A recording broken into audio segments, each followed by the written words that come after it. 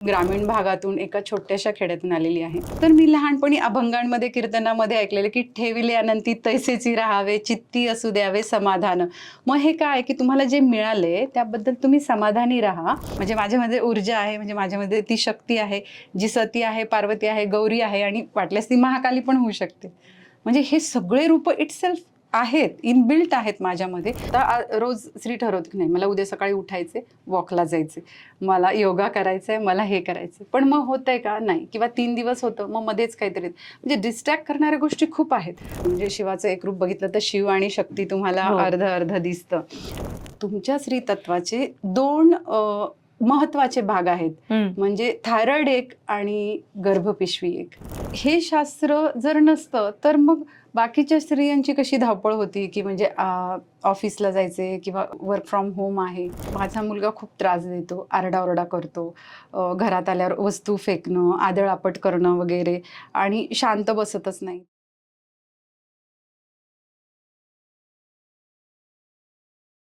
नमस्कार, MLA talk show मध्ये तुमचं मनापासून स्वागत आहे. फेसबुकवर सर्च करा एमएलए महाराष्ट्रीयन लेडीज असोसिएशन आणि लगेच जॉईन करा आणि आमचं चॅनल पण सबस्क्राईब करायला नक्की विसरू नका. सो आजचा जो विषय आहे तो वेगळा आहे. आज आपण या पॉडकास्टच्या माध्यमातून शरीर, मन आणि आत्म्याची संपूर्ण आरोग्याची गोष्टी करणार आहेत. आजच्या धावपळीच्या जगामध्ये फक्त शरीर तंदुरुस्त असणं एवढं पुरेसं नाहीये, तर त्यासोबत भावनिक आरोग्य जपणं तितकंच महत्वाचं आहे.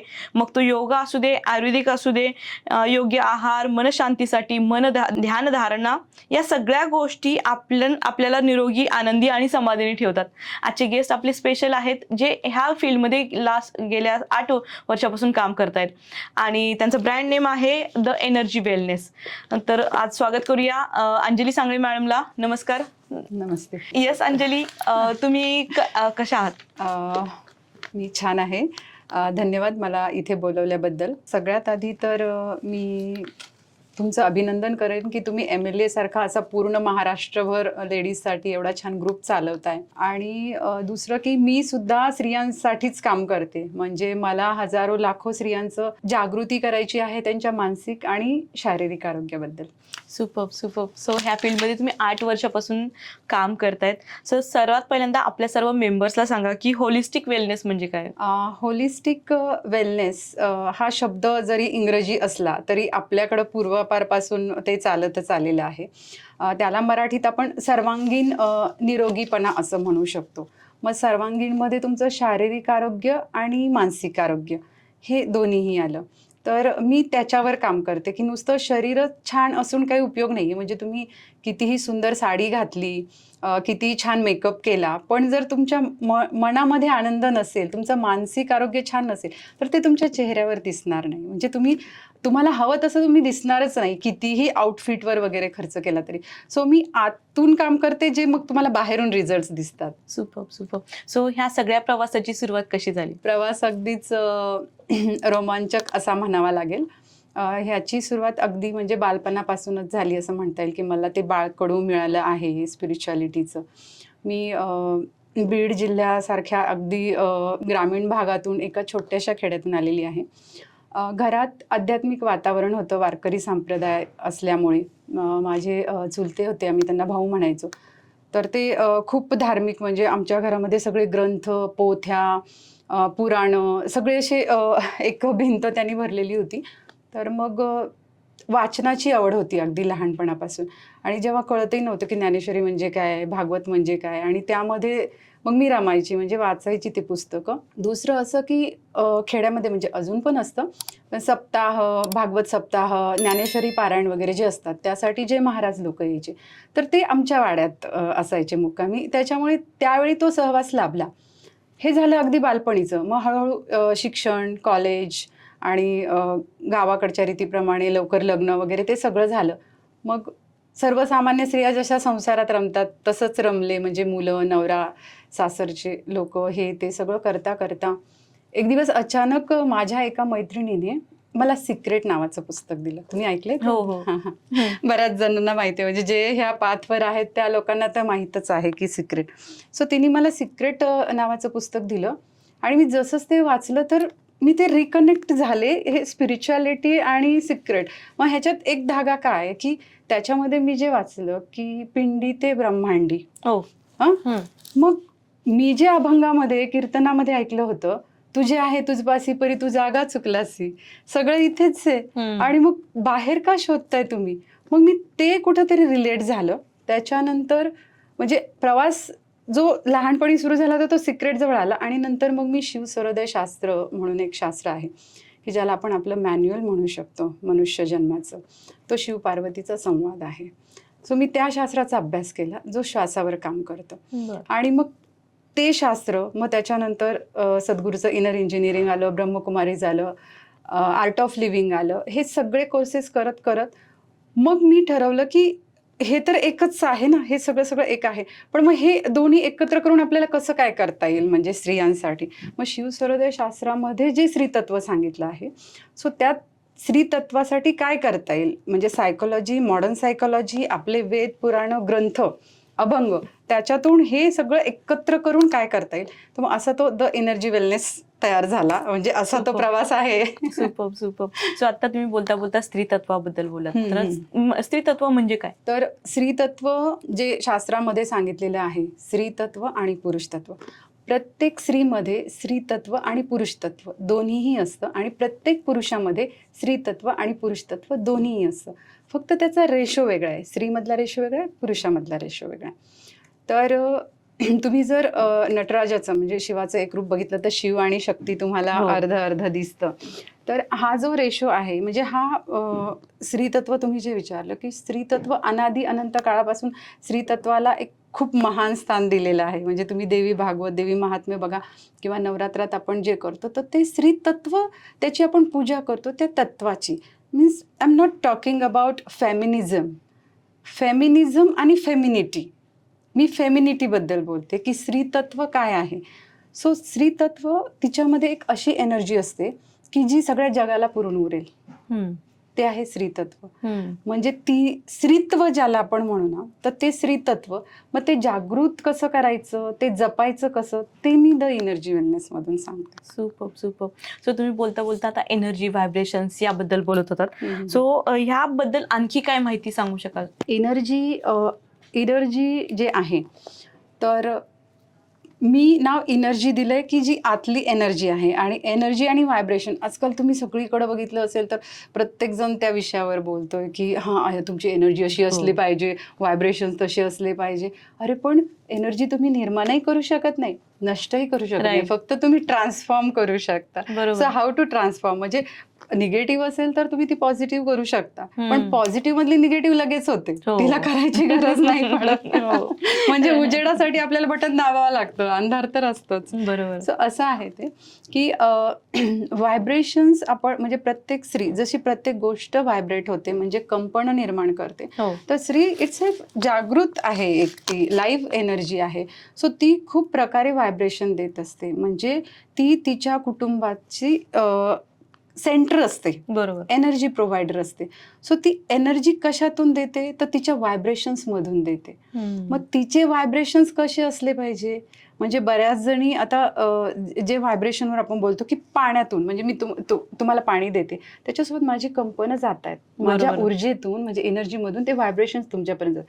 मी जर तुम्हाला जेवायला वाढतीये तर त्यातून पण कंपन, मी माझ्या घरात चालते तर वास्तूमध्ये मी एक प्रकारचं व्हायब्रेशन निर्माण करते.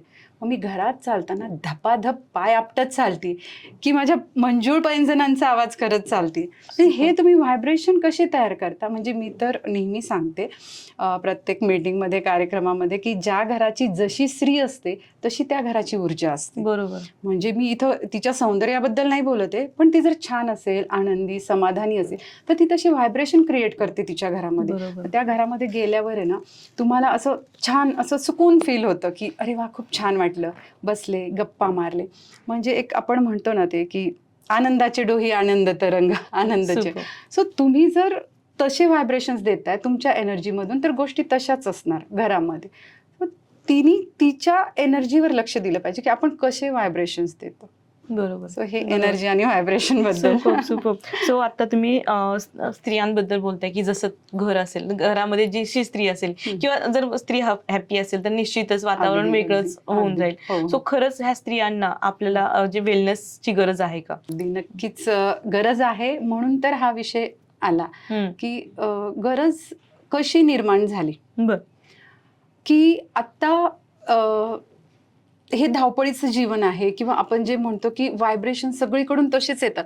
म्हणजे तुम्हाला डिस्ट्रॅक्ट करायला खूप काही गोष्टी आहेत. म्हणजे आत्ता रोज स्त्री ठरवते की नाही मला उद्या सकाळी उठायचे, वॉकला जायचे, मला योगा करायचा आहे, मला हे करायचं. पण मग होतंय का? नाही. किंवा 3 दिवस होतं, मग मध्येच काहीतरी. म्हणजे डिस्ट्रॅक्ट करणाऱ्या गोष्टी खूप आहेत.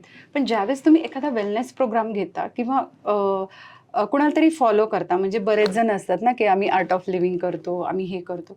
तुम्ही लाईफ टाईम करताय का? बरोबर. नाही. तुम्ही 7 दिवस जाता, तिथे कोर्स करता किंवा इथे 3 दिवसाचा प्रोग्राम जॉईन करता आणि मग जैसे थे म्हणजे ते 8-15 दिवस तुम्ही खूप असता म्हणजे सगळीकडे स्टेटस टाकून अगदी सगळ्यांना सांगून मी आता हे करते, हे करते, हे करते. पण मग ते दिसत का नाही? मग तुमचं वजन का कमी होत नाही? तुमचा चेहरा का हॅपी दिसत नाही? तुम्हाला का दवाखान्यात जावं लागतं? कारण तुम्ही ते करत नाही कंटिन्युअस. सो त्याच्यासाठी तुम्हाला ही गरज आहे. बरोबर. म्हणजे वेलनेसचं तुम्ही जे विचारलं की गरज आहे का, तर खरंच गरज आहे. कारण धावपळ तुमची एवढी होती, तुम्ही आरडाओरडा म्हणजे घरात मुलगा ओरडतोय आणि तुम्ही ए आरडाओरडा थांबव, तूच किती आरडाओरडा करते. तू शांत बस, हे व्हायब्रेशन. तू शांत बसू शकतोस का, हे व्हायब्रेशन. ह्याच्यासाठी ह्या वेलनेस प्रोग्रामची गरज आहे. आणि दुसरं महत्त्वाचं हे जे मी माझे प्रोग्राम्स वेलनेस प्रोग्राम तर it's not only for classes. म्हणजे क्लासेससाठी पण आहेत, म्हणजे मी तसे पण करते अगदी 5 स्टार रिसॉर्टमध्ये जाऊन पण ग्रुप. पण मला हे मासेससाठी काम करायचे की जी स्त्री काहीतरी मला करायचंय पण करू शकत नाही किंवा घरातून काहीतरी करते किंवा ती सकाळी 10 ते 6 जॉब करून येते आणि मग कन्फ्यूज होते की स्वयंपाक करू की ऑर्डर करू की काय करू असं. तर त्यांच्यासाठी म्हणजे मासेसाठी मला हे काम करायचंय. म्हणजे की ही जी ऊर्जा आहे म्हणजे स्त्रीतत्वाची जी ऊर्जा आहे तुमच्यात पण तीच आहे, माझ्यात पण तीच आहे. माझ्या घरात जी कामाला मावशी येते तिच्यात पण तीच आहे आणि नीता अंबानीमध्ये पण तीच आहे. फक्त काय की तिला तिच्या ऊर्जेची जाणीव झाली नीता अंबानीला. सो तिने तिची चेतनेचा स्तर वाढवून ती तिथे पोहोचली. तुम्ही तुमचा जेवढा स्तर वाढवला पोहोचला, मी माझ्या आणि ती तिच्या. सो प्रत्येकीने ना ॲटलिस्ट म्हणजे माझं असं मिशन आहे, माझं असं विजन आहे की माझा प्रोग्राम केल्यानंतर निदान 1-2 स्तर तरी ते वरती गेले पाहिजे. बरोबर. सो त्याच्यासाठी ते वेलनेसच्या प्रोग्रामची गरज आहे. Superb superb. सो आता आपण आत्ताच्या स्त्रियाबद्दल बोलतोय. धावपळीचं जग आहे, स्ट्रेस आहे, अँझायटी आहे, सगळ्या गोष्टी आहेत. पण मग पूर्वीच्या लोकांना असा प्रॉब्लेम नव्हता का? अगदी होताच ना. असं काही नाही. म्हणजे ते स्त्रीतत्व आणि हे स्त्रीतत्व एकच आहे. फक्त फरक काय होता माहितीये का पूर्वीच्या काळी? त्यांना पण स्ट्रेस यायचे. हो. ठीक आहे. आता हे जे मानसिक आरोग्य आणि शारीरिक आरोग्य बोलले आणि त्याबद्दल मी सांगते की सतत ते मानसिक आणि शारीरिक मध्ये एक होतं की आता थायरॉइड खूप जणींना होतं. मग पूर्वीच्या काळी नव्हतं का? थायरॉइड हे काय आहे की एक ग्रंथी आहे आणि तुमच्या भावना तुम्ही दाबून ठेवल्यामुळं, तुम्ही मन मोकळं नाही बोलल्यामुळे ती ग्रंथी खराब होते आणि म्हणून तुमचं विशुद्ध चक्र ब्लॉक होतं आणि मग तुम्हाला थायरॉइडची गोळी घ्यावी लागते किंवा कागदावर थायरॉइड दिसतं. मी माझंच उदाहरण सांगेन तुम्हाला. 3 वर्षापूर्वीचं म्हणजे माझ्या आईला पण थायरॉइड आहे आणि बहिणीला आहे आणि डॉक्टरांनी सांगितलं की बाबा म्हणजे घरात सगळ्यांना आहे, आजीला सगळ्यांना आहे, तर तुम्ही चेक करून घ्या.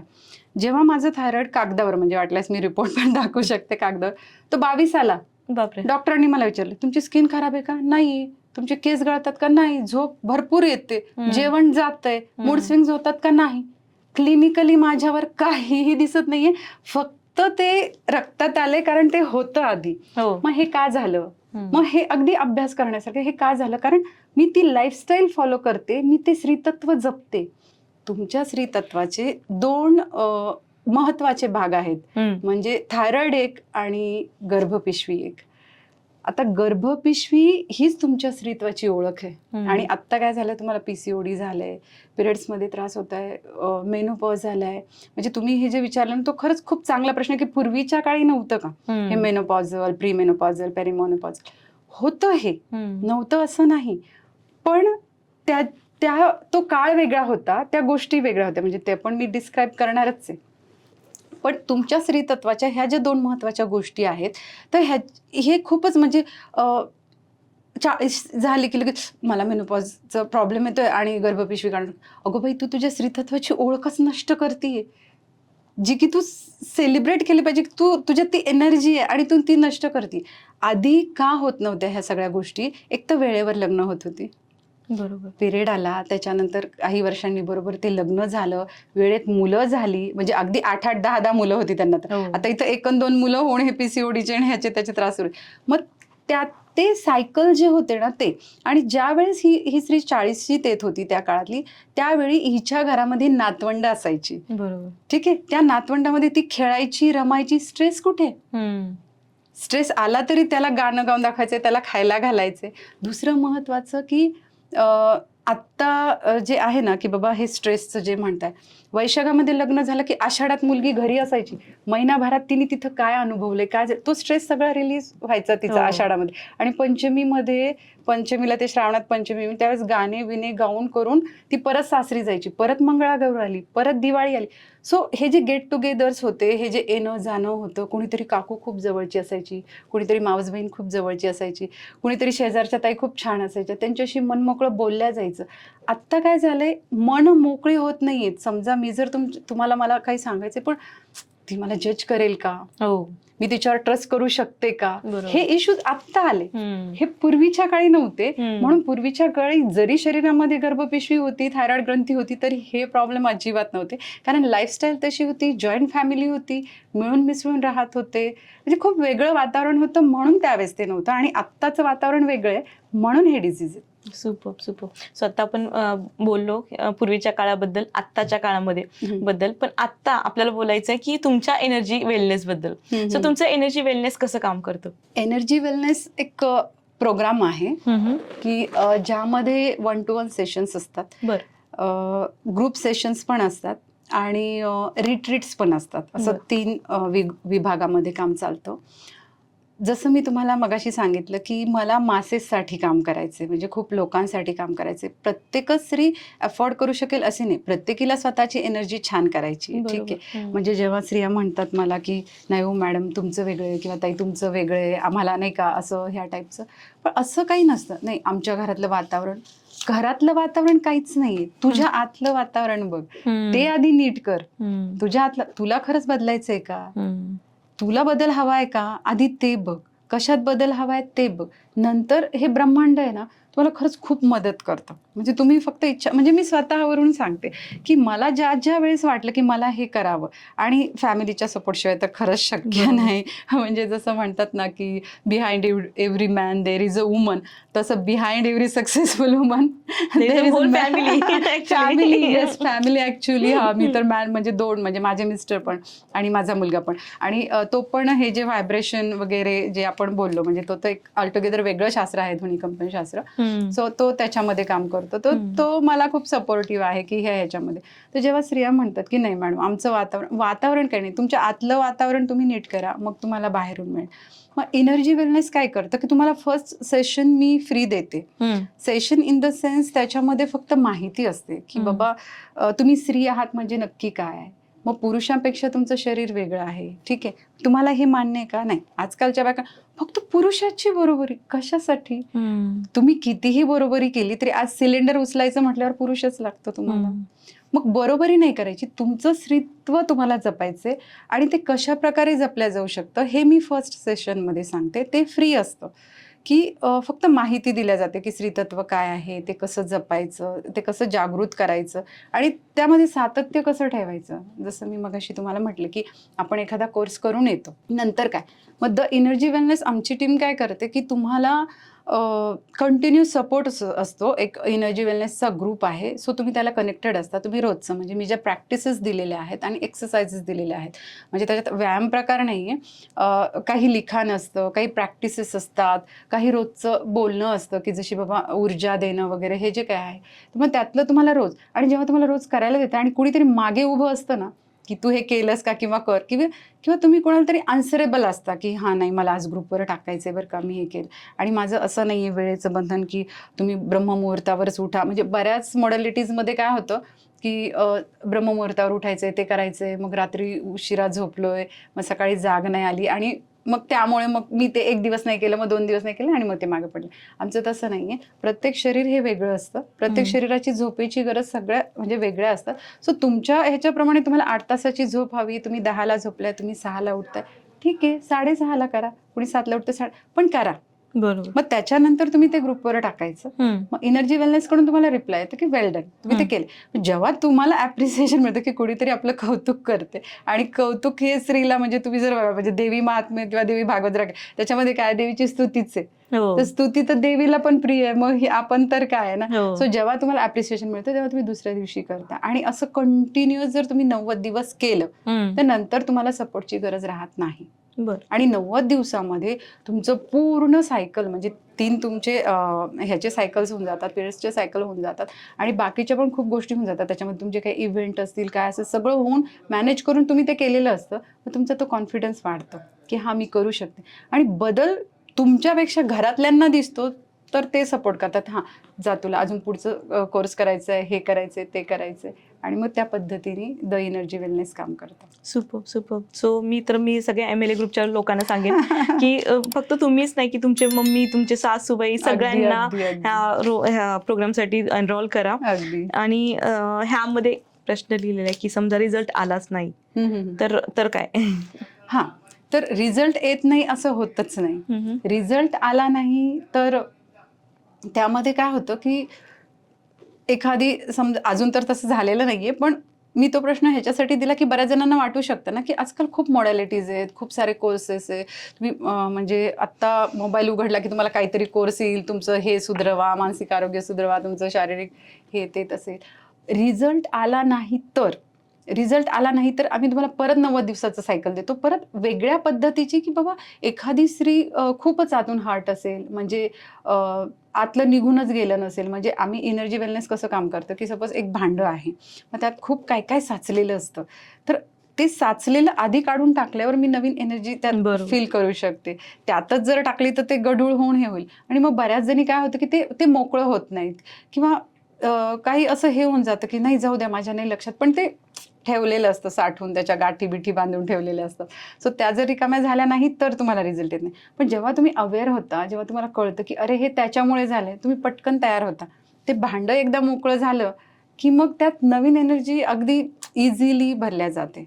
Super super. सो 8 वर्षाची जर्नी आहे. 8 वर्षाच्या जर्नीमध्ये काही हार्ट टचिंग मुवमेंट्स आले असतील लाईफमध्ये. सो एखादा शेअर करा ना आमच्यासोबत. एक लेडी होती, तिचं कंटिन्यूस असायचं की माझा मुलगा खूप त्रास देतो, आरडाओरडा करतो, घरात आल्यावर वस्तू फेकणं, आदळआपट करणं वगैरे, आणि शांत बसतच नाही. तर मला लक्षात आलं की शांती इथे नाही आहे हिच्या, त्याच्यामुळे त्याच्या रूपातून ते सगळं बाहेर येते. तर म्हणजे आम्हाला जसं आमच्या सरांनी सांगितलेलं होतं, शिकवलेलं होतं, त्याप्रमाणे सांगितलं की तुम्ही प्रेमाची ऊर्जा द्यायची. मग ती तुम्ही कशातून देऊ शकता? पाण्यातून देऊ शकता. म्हणजे पाणी देताना अफर्मेशन्स देणं की तो शांत होत आहे. म्हणजे हा प्रयोग सगळे करून बघू शकतात. म्हणजे आत्ताही जे व्ह्यूअर्स आहेत त्यांनी पण करून बघा की तुम्ही पाणी देताना, नवरा घरात आला, मुलं घरात आली तर पाणी देताना व्हायब्रेशन्स द्या. जेवायला वाढताना पण मी माझी प्रेमाची ऊर्जा त्याच्यासोबत देत आहे, आणि निसर्ग त्यासाठी मला मदत करत आहे. हे ज्या वेळेस तिने केलं, अगदी म्हणजे 2 दिवस केलं आणि तिसऱ्या दिवशी तो एकदम शांत. पण याच्यात अट एकच आहे की हे चालू असताना तुम्ही तोंड बंद ठेवायचं, जे की तुम्ही करत नाही. पण त्या लेडीने ते केलं की मॅडम आता ते खूपच जास्त झाले, तर मग मी ते करूनच बघते. मग करूनच बघते म्हणून तोंडाने काहीच म्हणायचं नाही, आरडाओरडा करू नको किंवा शांत, काहीच म्हणायचं नाही. आतून फक्त प्रेमाची ऊर्जा देत राहा.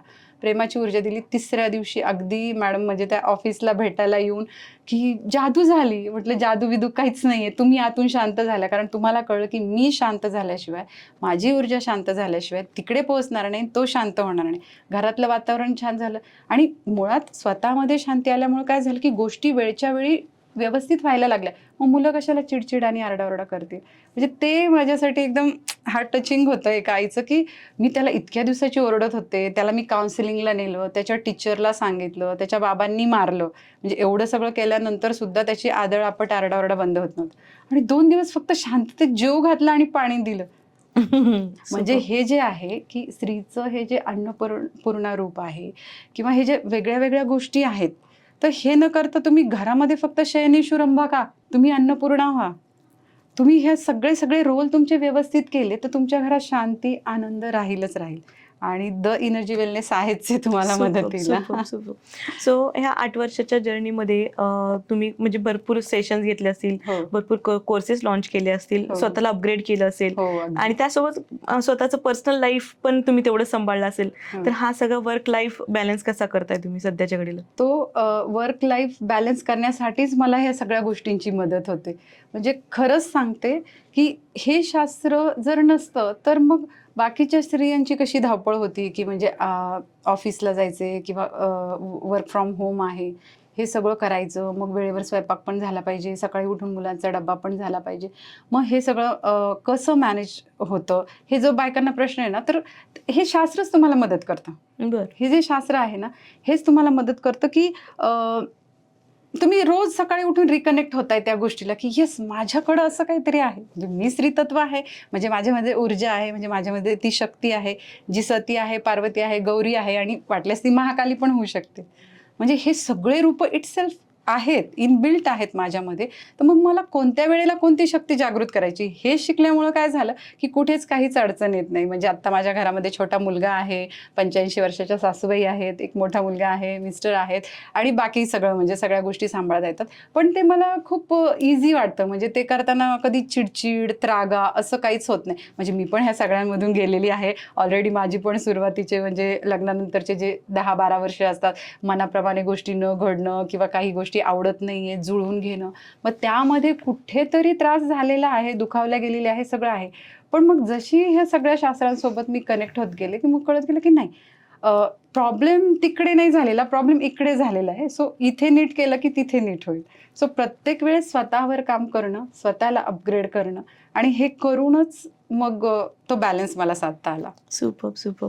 सो वर्क लाईफ बॅलन्स तर तुम्ही केअर करताच आहे, पण ह्या फील्डमध्ये अजून काय काय चॅलेंजेस तुम्हाला येतात? हां, ह्या फील्डमध्ये चॅलेंज म्हणजे कसं आहे, की सगळ्यात महत्त्वाचं की अध्यात्माकडे ना थोडंसं आता वेगळ्या दृष्टीने बघितलं जातंय. मध्यंतरी काही असं हे झाल्यामुळं, की हे खरंच आहे का? मग फसवणूक वगैरे असते, नाही का? म्हणजे असं. पण चॅलेंज तर आहेतच बरेचसे. पण एक स्त्री असल्याचा मला फायदा आहे, की बऱ्याचदा असं होतं, की जिथं पुरुष गुरु वगैरे असतात, तर तिथं जायला किंवा मेडिटेशनला पाठवायला घरचे, कारण मी हे स्वतः अनुभवलेलं आहे, की ज्यावेळेस मी मेडिटेशनला कुठे जायची वगैरे, तर एक बॅक ऑफ माइंड कुठेतरी, की बापरे, एकटी नको जायला, ग्रुप घेऊन जाऊया, ही भीती. पण माझ्याकडे येताना ते चॅलेंज नाही आहे बायकांना. म्हणजे ती भीती नाही आहे, की बाबा हां, चला मॅडमकडे जायचं किंवा घरचे पण पाठवणार, हां, चला मॅडमकडे जायचं म्हणजे सेफ आहे. तर तो एक ॲडव्हान्टेज आहे. आणि चॅलेंज म्हणजे असं होतं, की ज्यावेळेस मला रिसॉर्ट बुक करायचं आहे, मग गाडी म्हणजे ट्रान्सपोर्टेशनचं जे आहे तिथं स्त्रियांची सेफ्टी बघितली पाहिजे. कारण मग मी तिथं 10 जणींचा ग्रुप घेऊन जाते. तर मग तिथे किती जेंट्स आहेत. मग तिथे त्या लोकांना कन्व्हिन्स करणं, की नाही आम्हाला प्रायव्हसी पाहिजे, मेडिटेशन करायचं, हे करायचं. मग त्यांचं पण असतं, की म्हणजे हे खरंच ते करणार आहेत का? मग बाकीचे जसे ग्रुप येतात पर्यटनासाठी वगैरे, तसं काही होणार आहे का? मग मला तिथं ते नॉनव्हेज पण नको असतं. बऱ्याचदा म्हणजे काही ह्याच्यामध्ये असं असतं, की नॉनव्हेज खाऊन काही क्रिया नाही करायच्या. सो ते नको असतं. तर मग हे छोटे-छोटे चॅलेंजेस आहेत. पण शास्त्रासोबत आहे त्याच्यामुळे मला ते काही चॅलेंज नाही वाटत. सुपर. सो जे लोकांना ह्या फील्डमध्ये यायचंय किंवा ह्या कोर्सला पण एनरोल करायचंय, त्यांच्यासाठी काय मेसेज द्याल? ह्या फील्डमध्ये तर खरंच मी सांगेन, की खूप सगळ्यात मोठी संधी आहे. कारण तुम्ही इटसेल्फ तुमच्यामध्ये जी ऊर्जा आहे ती फक्त तुम्हाला कनेक्ट करायची, असं म्हणजे तो एक म्हणतात ना, तो प्रवाह Channelize आहे, करायचं, त्याच्यामध्ये तुम्हाला हे करायचंय. म्हणजे जास्त कष्ट किंवा काही नाहीये, फक्त स्वतःवर काम करायचंय. इन्व्हेस्टमेंट काही नाहीये म्हणजे ह्याच्यामध्ये. मी तर खरंच सांगेन, की तुमचं नॉलेज हीच एक इन्व्हेस्टमेंट आहे, पण तुम्हाला आतून पाहिजे. म्हणजे कुठून तरी गुरुकृपा पण पाहिजे, की जी माझ्यावर आहे असं मी मानते. गुरुकृपा पण पाहिजे आणि दुसरं महत्त्वाचं, की तुम्हाला इच्छा पाहिजे, की मला हे करायचंय. म्हणजे ह्याच्यामध्ये असं काही बंधनं नाहीये, की बाबा नॉनव्हेज नाही खायचं, हे नाही खायचं, ते नाही खायचं. आपल्याकडे स्पिरिच्युअलिटी म्हणजे की माळ घालायची, मग नॉनव्हेज नाही खायचं, ड्रिंक असं काही नाहीये.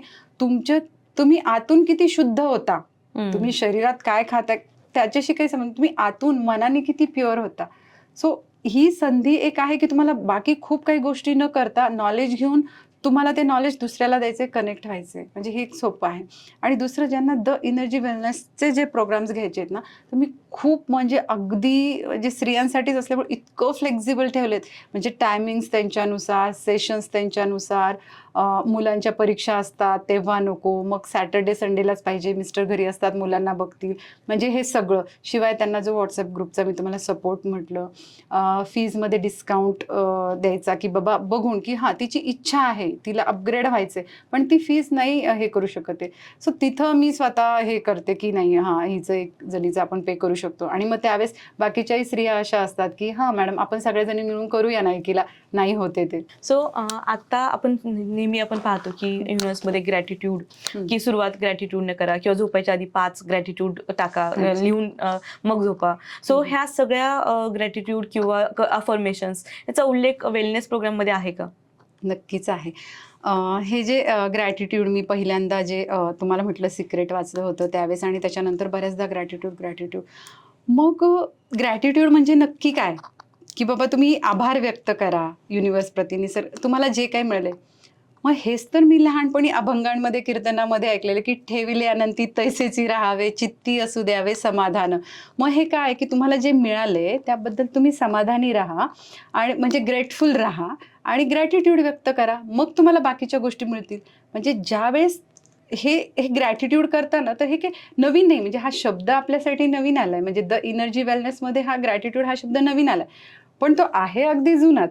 बरोबर. म्हणजे ठेविले अनंती आहे तसंच राहा, त्याच्यात समाधान माना आणि मग तुम्ही अपग्रेड होणार आहे. पण माझ्याकडं हे नाही, माझ्याकडं ते नाही, आणि तिथे तुम्ही असमाधानी झाले की पुढचेही रस्ते तुमचे थांबतात. सो द एनर्जी वेलनेस त्याच्यावर काम करतं. तुम्हाला ग्रॅटिट्यूडसाठी नोट दिली जाते एक, जेव्हा तुम्ही येता. तर एकदा तुम्ही येता म्हणजे तुम्हाला घरच्यांनी परवानगी दिली, म्हणजे घरच्यांना तुम्ही सोडून येताय 2 दिवस, तिथंच तुम्ही पहिला ग्रॅटिट्यूड तुमचा तिथं स्टार्ट व्हायला पाहिजे, हो. की तुम्ही 2 दिवस तुमची काळजी घ्यायला तयार आहेत आणि म्हणून मी जाऊ शकते. ग्रॅटिट्यूड तिथून स्टार्ट झाला तर जाईपर्यंत खूप काही बदललेलं असतं. सुपर, सो मस्त. सो आज तुम्ही इथं आलात आणि खूप साऱ्या आमच्याशी गप्पा मारल्यात, त्याबद्दल मनापासून धन्यवाद. आणि थँक यू. तुम्हाला पुढच्या वाटचालीसाठी अनेक शुभेच्छा. Thank you so much. धन्यवाद.